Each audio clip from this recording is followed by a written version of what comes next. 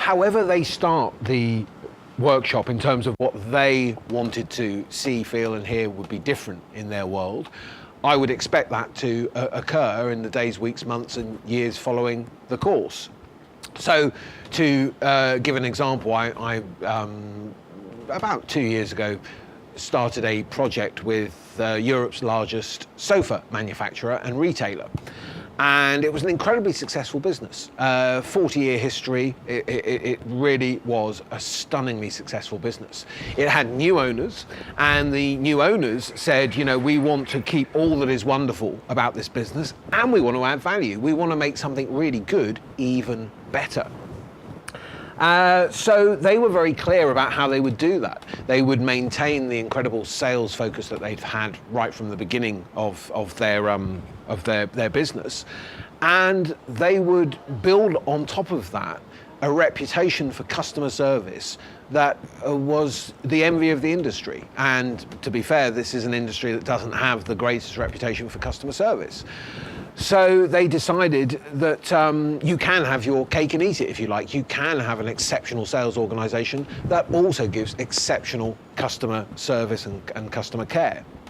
So when we think about the changes that they wanted and what people expected to happen, well, they certainly didn't want the sales figures changing negatively. They wanted, if anything, to maintain and increase sales, which is very easy to monitor and check and evaluate. Much more importantly, they wanted to see across their estate, over 120 stores across the UK and Ireland, they wanted to see across their estate consistent changes in behaviour and attitude from their team members with their customers, as measured by the Net Promoter Score. And this is something that the organisation took really seriously. So before we started, they did a nationwide Net Promoter Score survey in every single store, which gave them a kind of baseline figure. And it wasn't a particularly high, it wasn't particularly low either, but it certainly wasn't the kind of score that this company would have expected. And then on almost a store-by-store basis, as we finished each region or area, they went back into the stores and did a series of Net Promoter Score surveys every month, well, continuing to this day.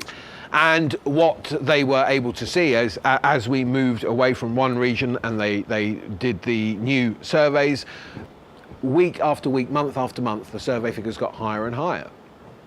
To the point that the most recent surveys put them amongst the top retailers in the country for their Net Promoter Score, which, when you consider where they started, 2-3 years ago, has been a substantial difference, positive difference, which the company's delighted about.